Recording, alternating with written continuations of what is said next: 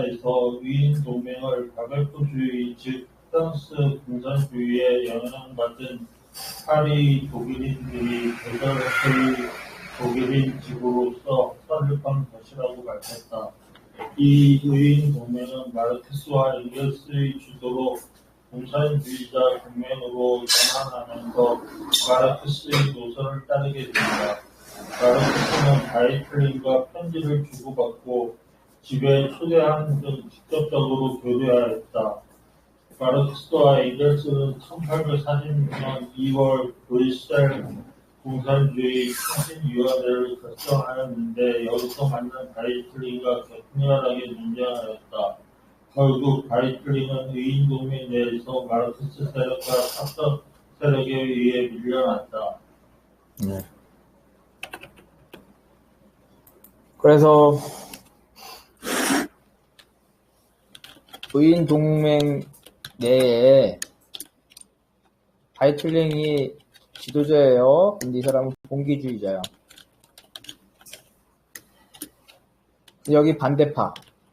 봉기주의, 맨날 봉기만 하니까 잡혀가고 조직이 제대로 안 되죠? 이 반대파에 샤퍼가 있었던 거야, 샤퍼. 그죠? 근데 이 샤퍼가 생각하기에 맨날 봉기만 하자는 바이틀링보다는 조직해서 노동자를 조직해서 봉기를 제대로 준비해야 된다. 준비해야 한다는 막스의 말이 맞는 것 같아요. 그죠? 그래서 막스하고 샤퍼하고 연합을 해서 이 바이틀링을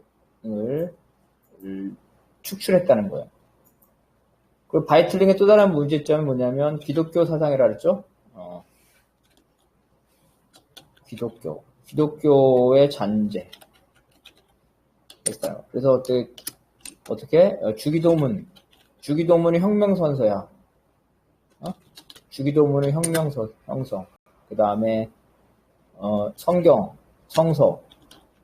성서는 강령이야, 강령. 강령을 성서처럼 만들어. 이런 식으로 된 거야. 그 다음에 찬송가는 혁명가야. 우리 옛날에 초창기 때 그런 거 있었죠. 운동권 노래들 보면은 찬송가 번안해서 한 경우까지 있었어. 운동권 노래 중에. 예, 찬송가, 운동권 노래 중에. 아니면 민요. 이런 거 했단 말이야. 그래서 찬송가를 번역한 거란 말이야. 그래서 막스가 이런 기독교의 잔재를, 기독교 색채를 삭제해버렸어. 그래서 막스가 이렇게 교류를 하면서 결국은 이 봉기주의자의 한계, 기독교의 잔재를 극복하고 공산주의자 동맹을 만들고 그 출범 선언문이자 강령이 그래서 공산당 선언이 나오게 됐다는 거예요. 자, 그래서 이제 바베프와의 관계를 봤고 두 번째는 이 프롤레타리아라는 개념이 어떻게 형성됐나 그거를 한번 보겠어요.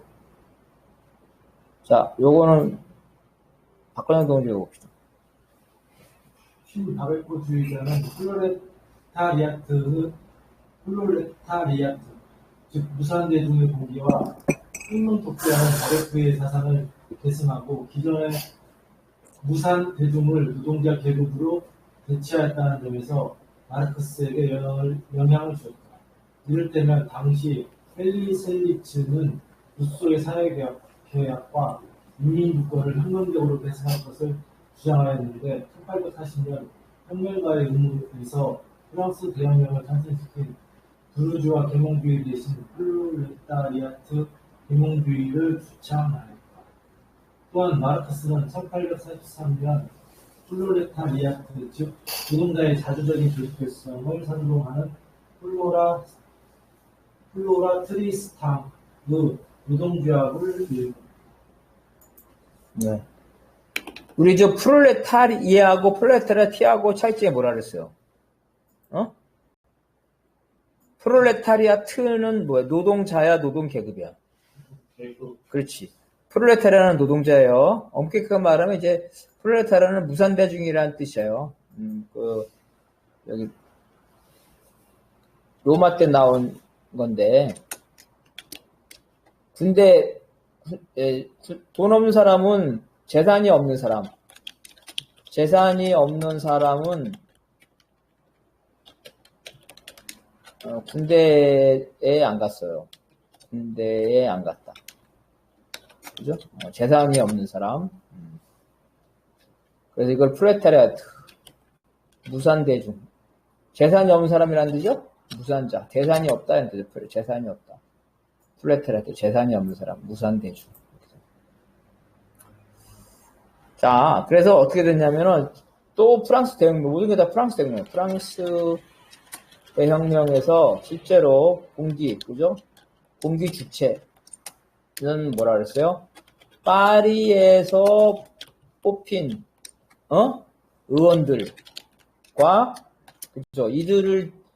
이들을 지지한 파리의 유권자라 그랬죠. 이들을 지지한 파리의 유권자. 근데 이 파리의 유권자인데 주로 어때요? 가난한 사람들이겠죠? 그래서 생큘리트라 그랬죠. 생큘리트. 생큘리트는 귀족이 아닌 사람들, 이랬어요. 귀족이 아닌 사람들, 귀족용 반바지를 안 입은 사람들, 민중이란 말이에요, 민중. 그래서 프랑스 대혁명 때의 봉기 주체는 파리에서 뽑힌 의원들과 파리의 민중이란 말이에요. 그런데, 이건 이제 로베스피에르 거죠? 프랑스 대혁명이니까, 로베스피에르. 산악파, 몽테뉴, 산악파, 자코뱅, 다 똑같은 건데, 이런 사람들이 바로 이런 상태에서. 여기서 한 달 더 나아가서, 바베프 시절에, 바베프. 로베스피에르 이런 사람들은 다 국회의원이었어요. 파리 국회의원, 바베프. 바베프는 국회의원이 아니야. 의원이 아니란 말이야. 의원이 아닌 혁명가야. 그죠? 의원이 아닌 혁명가. 그래서 이런 의원이 아닌 혁명가하고 누구하고 연결하냐면 파리에 이제 혁명가가 의원이 아니니까 유권자가 아니겠죠. 자기 지지한 게 아니라 파리의 무산대중. 그리고 무산대중에는 바로 돈이 없는 사람들이니까 제일 많은 게 점원이겠죠. 점원. 아직 그 프랑스 대혁명 때니까 산업혁명이 안 됐으니까 점원. 그 다음에 하인, 그죠? 그 다음에 일부 노동자, 뭐 빵 공장이라든지 경공업은 있었겠죠? 경공업 노동자들. 이게 무산대죠.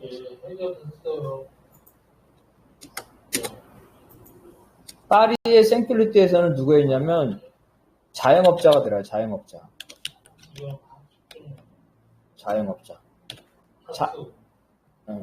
자영업자하고 이 무산대중하고 들어가는데 바베프에서는 이 자영업자를 뺀 거예요. 자영업자. 무산대중. 그래서 보면 국회의원과 파리의 민중에는 자영업자가 들어가. 근데 로베스피에르 단계에 와서는 국회의원이 아닌 혁명가가 아닌 사람들과 무산대중, 자영업자를 뺀 무산대중. 바로 이게 플레터예요. 그래서 막스 시대에 와서는 여기에서 막스 시대로 와서는 뭐냐면 혁명가죠.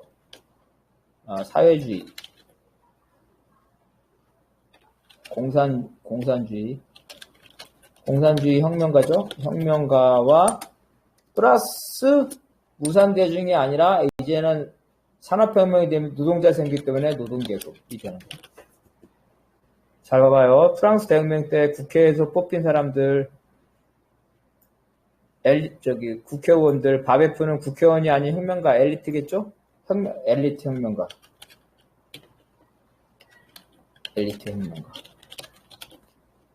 막스 시절에는 사회주의, 공산주의로 부정한 혁명가. 거기에 그 기반, 대중적 기반은 프랑스 대혁명 시절에는 생큘레트, 파리의 민중들, 자영업자까지 포함한 민중들, 바베프는 자영업자를 뺀 무산대중, 막스는 노동계급. 이렇게 돼서 플로레타의 개념과 혁명, 그죠? 이 혁명 세력이 형성이 된 거예요. 그래서 막스가 플로레타라는 단어를 처음 쓴 게 아니에요. 그래서 그걸 한번 읽어봅시다. 자, 이거 한번 읽어봅시다.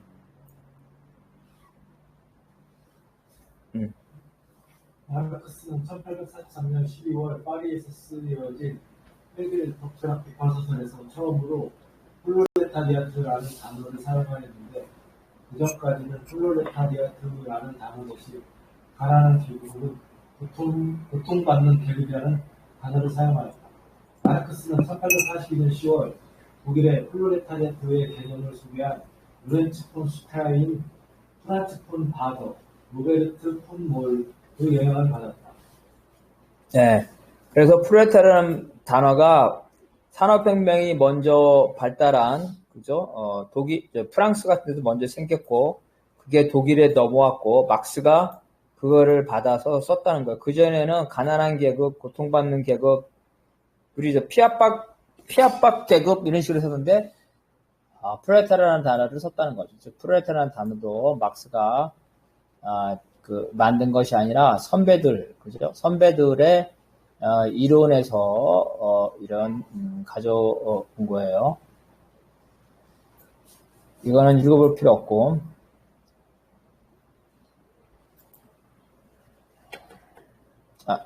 이거 한번 읽어봅시다. 다이틀링은 마르크스에게 좀 더 구체적인 플로레타의 개념을 제공해 주었다.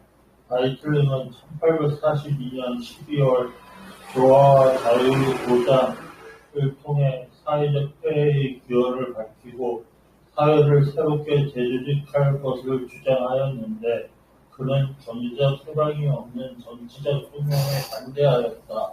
네. 마르크스는 1879년 9월 19일자 조르게에게 보낸 서간에서 이 책의 1849년 시판을 언급하였다. 네. 자, 이거는 박관영 던지고 봅시다. 그에 따르면 자본주의 발전은 노동계급 활동의 결과이기 때문에 플로레타리아트가 역사의 주체이며 정치의 혁명의 주체이다. 존스에 따르면 기독교 공산주의를 세속화된 공산주의로 발전시킨 조화와 자유의 보장은 호에르바흐 박군인 마르크스에게 영향을 미쳤다. 공장 노동자들의 봉기를 목격한 마르크스는 플로레타리아트의 개념을 더 구체화시켰다. 자본가와 정부에 맞서는 노동자들의 폭동이 프랑스의 경우 1831년 리옹에서, 독일의 경우 1844년 술레지엔에서 발생하였다. 마르크스는 술레지엔 폭동 직후 1844년 8월 10일과 10일자 허베르츠에서 봉기에 직접적인 상대는 프로이센 부건이 아니라 부르주아였다면서 이 폭동을 독일 최초의 플로레타리아트 혁명으로 평가했다. 그래서 이 바이틀린이라는 사람이 되게 중요해요. 막스가 가지고 있는 혁명 사상의 이론적인 상당 부분을 이 사람 거를 받아들이면서 또 비판하면서 발전시켰다는 거예요. 그래서 이 사람은 이제 사회를 재조직할, 그러니까 개선안이 아니야. 사회의 부정부패, 병폐를 개선한다는 게 아니라 재조직화한다는 거. 그러니까 사회를 재조직, 변혁이죠. 변혁, 혁명을 주장한 거죠. 개량이 아니라 혁명. 근데 그 혁명의 보통 부분에는 사람들은 그 정치 지도자, 그죠? 정치 지도자를 바꾸는 거죠. 왕을 공화국으로 바꾸거나 이런 정치적 혁명을 생각하는데, 이 사람은 경제적 해방을 더 중요해. 경제적 문제, 그죠? 경제적 문제에, 경제 구조의 전환을 더 중요시했다는 거예요. 그래서 그런 부분은 막스한테 긍정적으로 영향을 미쳤어요. 그런데 그 주체의 문제죠, 주체. 그 주체의 문제인데, 그래서 막스는 말한 대로, 프랑스 파리에서 좀 더 발전된 자본주의 국가에서 노동 계급이 형성되는 걸 봤다는 거죠. 그래서 이 프로레타가 혁명의 주체라는 거예요. 그래서 이 혁명의 주체인 프롤레타의 최초의 봉기를 막스가 목격하면서 이 무산대중에는 뭐 하인도 있고 그 다음에 뭐 상점 직원도 있고 온갖 사람이 다 있지만 마르크스는 그 무산대중의 핵심은 노동자다. 그래서 이제 프롤레타라는 뜻은 다양한 그 가난한 계급을 말하는 무산대중이 아니라 노동계급이라는 뜻으로 쓰이기 시작했다는 거예요. 그래서 마르크스가 프롤레타리아가 혁명 활동에 일어난 것들을 목격했는데, 즉 프롤레타리아의 봉기예요. 사회 변혁, 사회를 단지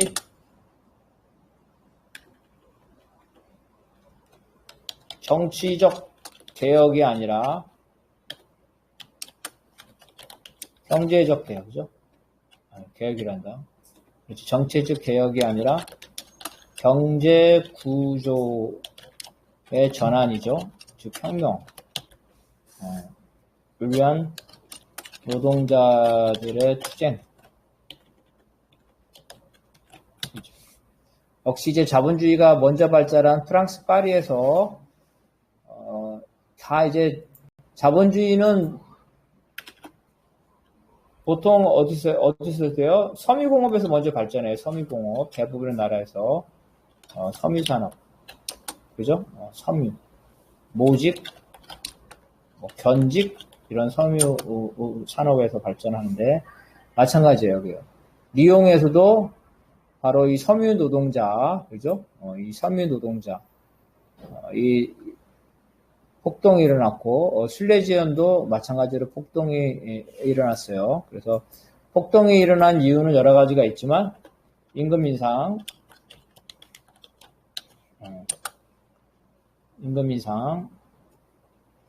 그 다음에 이제 그 노조를 불법화시키는 거죠? 노조 불법화의 항의, 이런 것들이요. 그 다음에 또 어떤 거 있냐면은, 노동자에게 고리대 사업을 해요. 고리대 사업. 노동자에게 월급을 적게 주는 노동자가 먹고 살기 위해서 사장한테 돈을 빌리겠죠. 고리대 사업을 해가지고 노예로 만들어버린 거죠. 너 빚이 있으니까 도망가지도 못해. 시키는 대로 해야 돼. 그러한 노예 명부, 고리대 사업 명부를 다 불태워버리는 거야.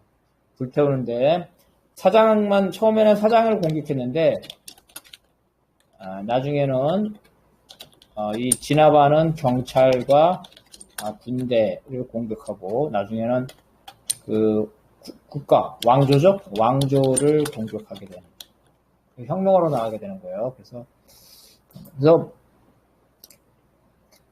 왕조를 공격했어. 그러니까 정치적인 투쟁이죠. 정치적인 투쟁이었는데, 그 근본적인 건 뭐냐면, 바로 이 임금을 착취하고 노조를 불법화하고 노동자의 고리대 사업을 하는 노예. 그래서 이 사장, 임노동제대. 그죠? 이 사장. 그래서 이 자본주의 제체 자체를 공격한다는 거죠. 기계도 파괴하겠죠? 공장도 파괴. 공장은 파괴. 그래서 폭동을 독일 최초의 프롤레타 혁명으로 평가했다는 거예요. 1844년 포베르츠, 전진이라는 뜻이죠. 포베르츠는 전진. 근데 이 전진은 어디에 잡지냐면은 1844년 의인동맹의 잡지예요. 기간지. 의인동맹의 기간지.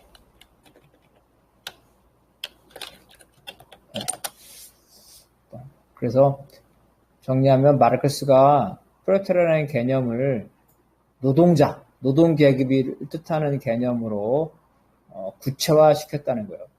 그리고 이 프롤레타리아 개념 자체는 막스가 만든 것이 아니라 선배들로부터 가져온 거고, 그거를 경위를 보게 되면 혁명 대중인데, 첫 번째는 파리에서는 자영업자까지 포함한 평민들, 바베프 시대에서는 자영업자를 뺀 점원 하인과 같이 무산 대중, 막스 시대에서는 노동자로 구체화 됐다는 겁니다.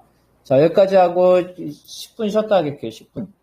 막스가 선배들의 이론을 공부를 해서 그 중에 중요한 것들을 계승을 했다는 거예요. 이번에는 이제 공산당의 개념을 봅시다. 자, 이거 아까 누가 읽었더라? 그 다음 사람이. 프랑스 대혁명에서 혁명적 지식인과 쌍플로트의 결합은 사회주의 지식인과 혁명적 노동계급의 결합이라는 마르크스의 당 개념과 유사하다. 마르크스는 이러한 조직 원리를 공산당 선언과 국제노동자협회를 통해 노동계급의 자기 해방의 원리로서 정립하였고, 이것이 레닌의 사회민주당의 조직 원리로 발전하였다. 마르크스는 신선가족에서 자크룩스, 바베프, 블랑키, 부어나르티를 프랑스 공산주의의 원료로서 파악하였으며 역사적 유물로를 정립한 독일 이데올로기에서 신바르크주의를 극복하고 공산주의 사상을 제시하였다. 그래서 우리가 프랑스 대혁명이 거기에서 모든 혁명적인 모든 쟁점들이, 개념들이 다 거기에다 나와 있어요. 그래서 프랑스 대혁명 책이 되게 중요한데, 프랑스 대혁명이라는 두 권짜리 유명한 책이 있는데, 나중에 나오는데, 한번 시간 나시면 한번 보면 좋을 것 같아요. 공산당이라는 개념도 프랑스 대혁명에서 나왔다는 거예요. 첫 번째는 혁명적 지식인이죠. 아까 말한 파리의 출신의 그 의원들이죠. 와 생킬레트의 결합이 바베프에서는 혁명적 엘리트와 무산대중의 결합으로, 막스는 사회주의자와 노동계급의 결합으로 이렇게 됐다는 거예요. 이런 식으로 발전을 했다는 거고, 이것이 바로 조직원리죠.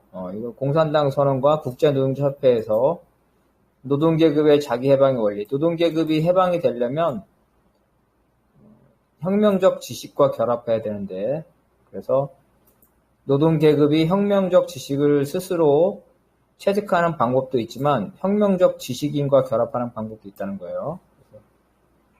레닌의 사회민주당의 조직원리, 사회주의와 노동운동의 결합, 사회주의자와 노동운동가의 결합, 이것이 사회민주당의 조직 원리고, 마르크스 스스로도 이러한 자크룩스는 프랑스 대혁명 시기의 사람이에요. 바베프도 마찬가지고, 블랑키는 바베프의 사상을 이어받은 사람이죠. 부어나르테는 바베프의 동료.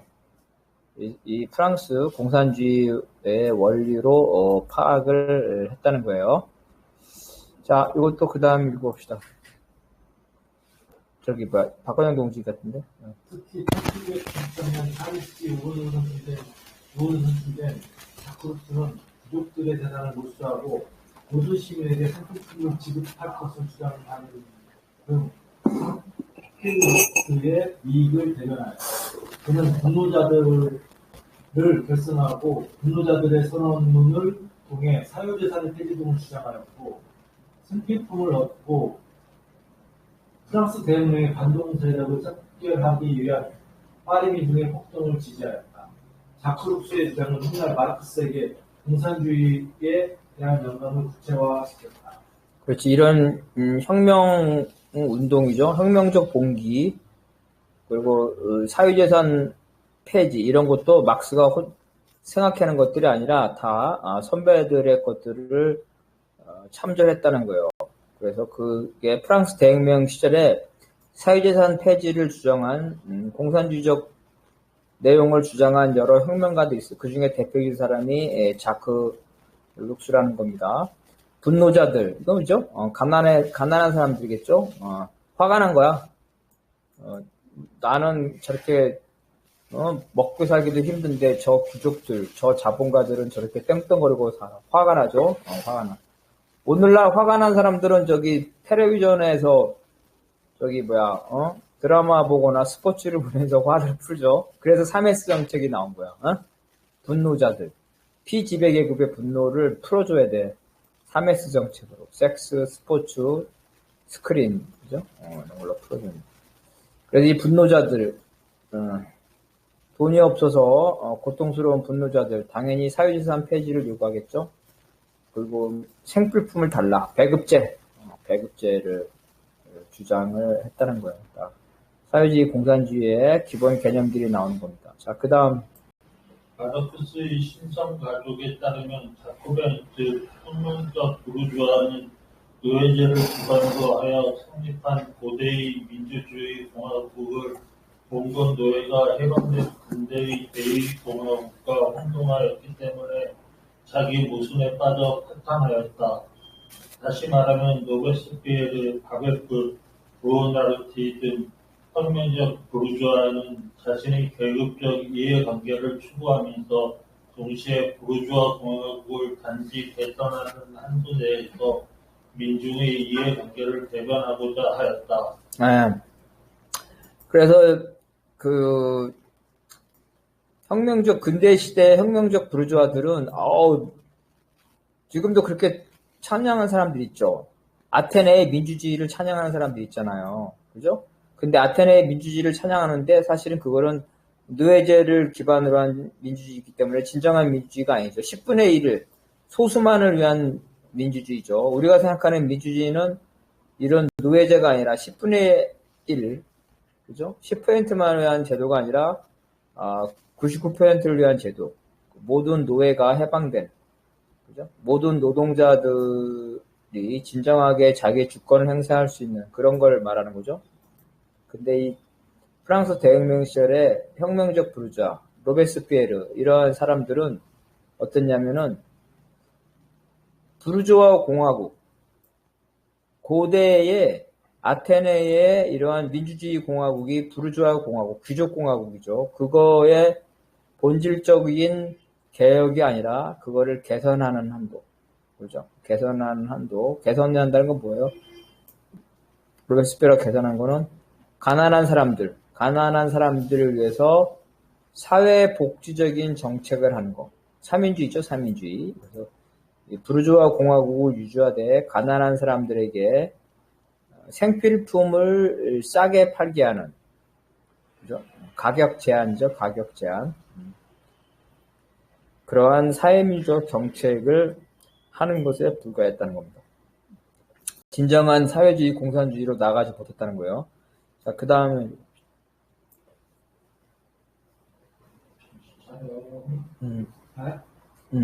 한국이 아니야?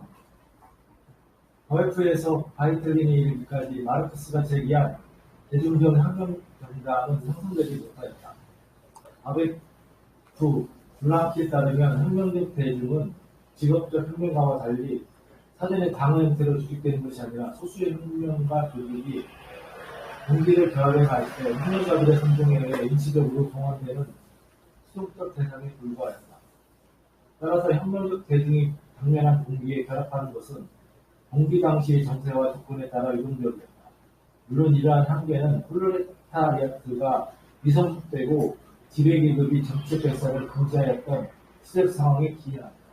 그래서 마르크스 전에 바베프나 블랑키에는 뭐랬냐면, 계속해서 나오는 얘기죠. 촛불 집회 때 서울시청 앞에 10만이 모인대. 우리가 거기 가가지고 봉기를 해서 10만 명 중에 10,000명만 우리를 따르더라도 서울시청을 점거하고 서울공화국을 세울 수 있지 않겠어? 그러니까 우리 한 200명 정도가 그날 무장을 해가지고 봉기를 하자. 그래서 네가 말을 잘하니까 마이크 잡고 선동을 잘하면 10만 명 중에 10,000명은 우리를 따를 거야. 그와 같이 미리 조직하는 것이 아니라 그 당시 정세와 조건에 따라서 봉기 현장에서 조직하는 거랬죠. 막스는 그게 아니라 노동자 정당, 그 다음에 노동조합을 만들어서 대중을 미리 조직을 하고 그러나서 봉기를 일으키는 거죠. 이 차이점이라는 거예요. 그래서 그렇게 된 이유는 뭐냐면 막스 전까지는 산업혁명이 발달되지 못했기 때문에 노동계급이 대중적으로 형성되지 못했다는 거예요. 첫 번째는. 그리고 정치적으로는 정치적 결사를 금지시켰어요. 노동조합도 불법화시켰어요. 그렇기 때문에 이러한 엘리트들이 대중들을 사전에 조직하기 힘들었기 때문에 어쩔 수 없이 그렇게 했다는 거예요. 그래서 이 말은 되게 중요한 건데 이해하는 게 어떤 이론의 한계는 그 시대적 한계를 반영한다는 거예요. 다시 말해서 엘리트 봉기주의는 경기주의는 노동계급이 형성되지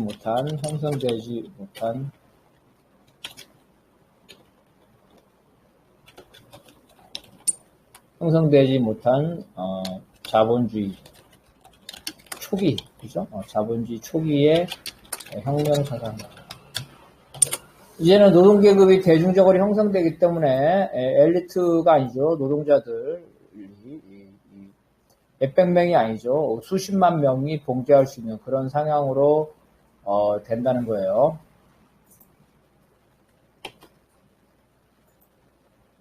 자, 요거 한번 읽어봅시다. 의인 동맹